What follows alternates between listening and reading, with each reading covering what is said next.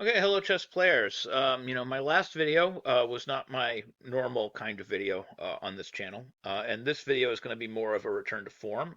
This video is going to be about what tournament life taught me about the opening phase of the game, and I'm going to go ahead and share all of that with you, and it will include a handful of anecdotal stories about myself, since I know a lot of new viewers are tuning into my channel because that was the part of the last video that they seemed to enjoy. Anyways, I hope you like content like this, and if you like this kind of content and you want to see more of it, please hit that like button and hit subscribe. So, anyways, opening phase of the game, a whole bunch of things about when you play in tournaments should affect how you prepare your openings. One thing that should affect it is just the tournaments or the clubs that you're playing in. And this is something that people need to keep in mind. You need to keep in mind who your opponents are going to be and and what type of openings they're going to play, and you should prepare for that. Now, I know this sounds like common sense, but for whatever reason it isn't.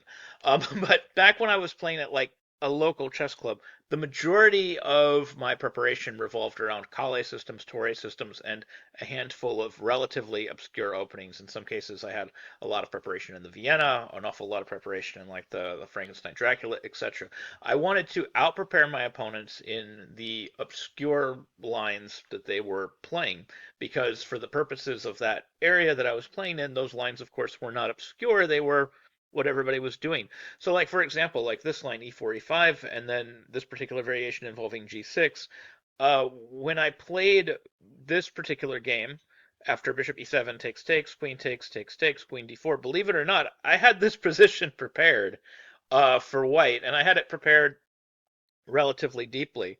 Now, at a certain point, the game, of course, stepped away from my preparation, but the fact that I had looked at this on an engine, and the fact that I had looked at this, and had sample games that I looked at and saw kind of how these lines went, and had a very good idea of how to play the white pieces from here, was of course very very beneficial, and it allowed me to win a lot of games from positions like this in a place where I was playing where people were playing this type of thing with the black pieces on a regular basis, if that makes any sense.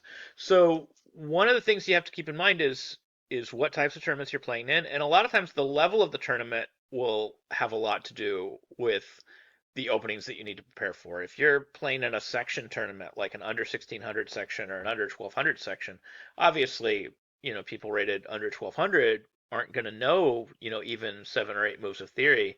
So you get to a certain point where it's like, why prepare for the opening at all? Because really, you're going to win most of your games because somebody dropped a queen or somebody missed mate in three. You're not going to win the majority of your games because you came up with a novelty on move 25 of the Roy Lopez. So you need to keep in mind who your opponents are going to be. So a couple other things to keep in mind is like when you're playing, one thing that you might really want to keep in mind, and this one's kind of hard, is keep in mind positions that you're comfortable with versus positions that you're not comfortable with. So when you're playing tournaments and you're playing, all types of different openings and all types of different positions that you have to prepare for, the best advice I got was from Grandmaster Gregory Serper, that said when you try to come up with a move in an opening, you basically have three options. You can play the best move. You can play. What do you say? He said you can play the best move, or the move most recommended by theory. You can play the move that you like the best, like maybe the second best move or whatever.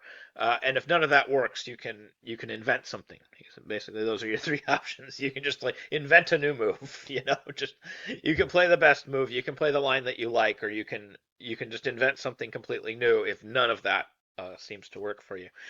And that was really some of the absolute best advice I ever got about how to prepare the opening.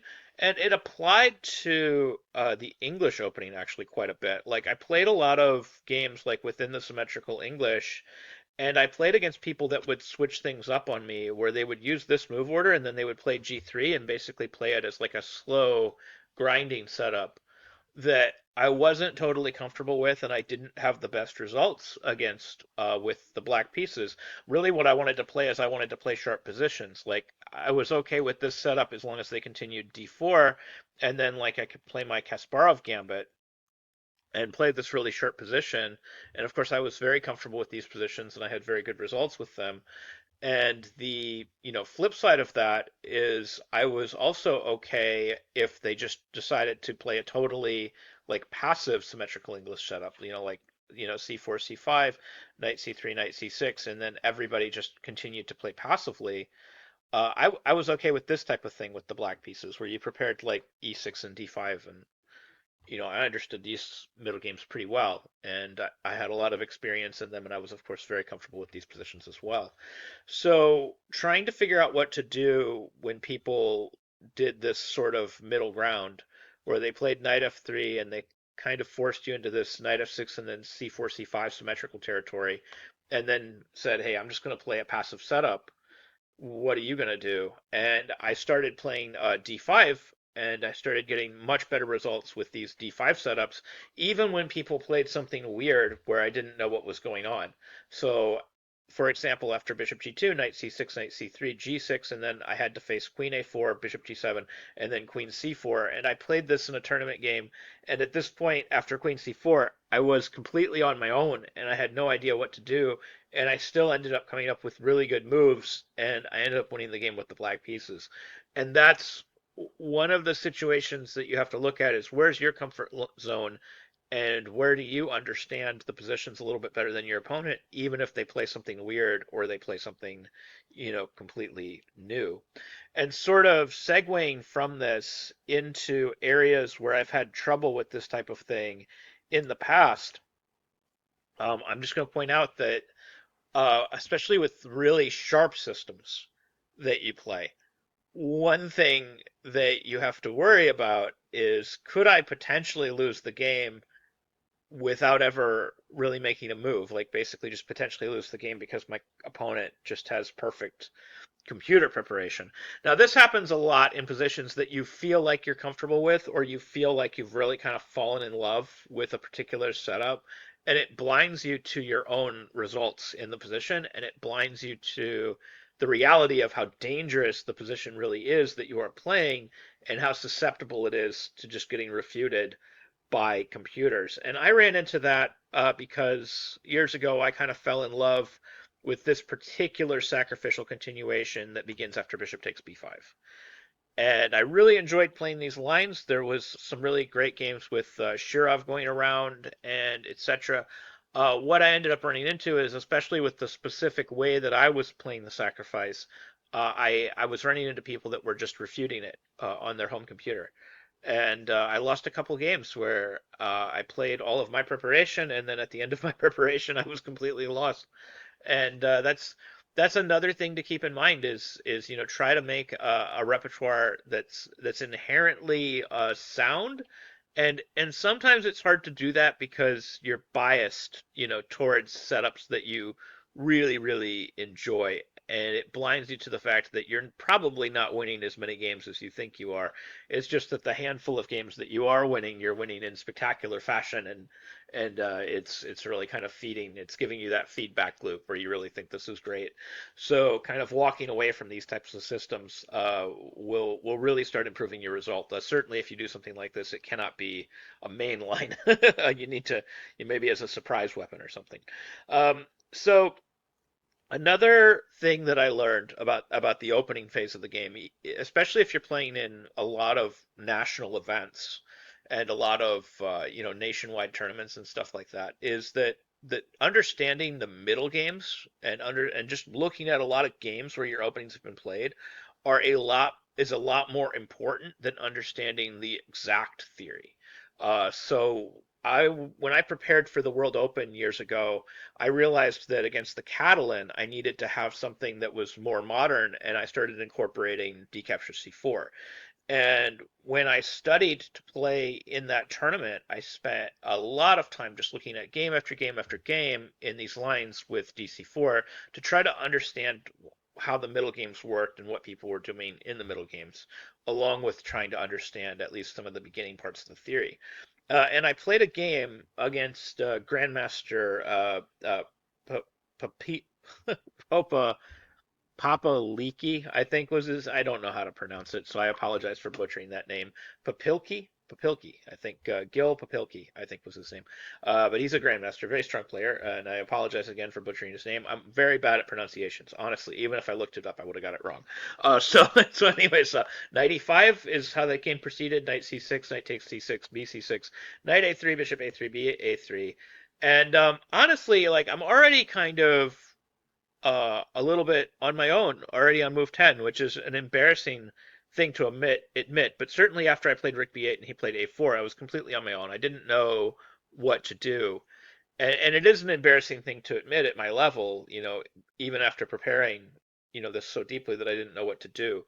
But I had looked at, dozens and dozens of games in this line, so I had a vague notion of how to play the middle games and what the ideas were. So I proceeded with Queen E7, which, by the way, is incorrect according to theory. Theory prefers Queen to D6, but of course, my idea was after queen to c2, I continued with e5, and then the idea behind queen e7 was simply to control the a3 square to prevent the bishop from coming to a3. So I understood inherently that the idea in the position was to prepare the move pawn to e5 to prevent bishop a3 and him just dominating the dark squares, and to eventually, break out with a move like e5 and try to equalize. And I did manage to equalize in the game, although it was a bit of a struggle. I'm sure my opponent probably could have won at some point, but I managed to get a draw with the black pieces with that level of knowledge against a grandmaster, so sort of against the highest level of competition, even though I was completely out of my book after just move 10. I still managed to draw against a very, very strong player with basically just the understanding of how to play the middle game. And that pretty much, sums up everything that I've learned about the opening phase of the game from tournament life. Prepare for the people that you're going to play against. Prepare generally by preparing for the middle games and preparing for the end games more than you prepare for the opening, because you will be able to figure out that opening phase of the game. Try to avoid situations where your opponent can simply outprepare you on a computer or simply refute the positions that you're playing, and try to remove those positions from your preparation. And also keep in mind, especially if you're playing at the lower levels, that the lower the level gets, the less the opening becomes relevant, and you might get a lot more out of just making sure that you don't drop your queen in one move than by studying, move 25 of the Roy Lopez.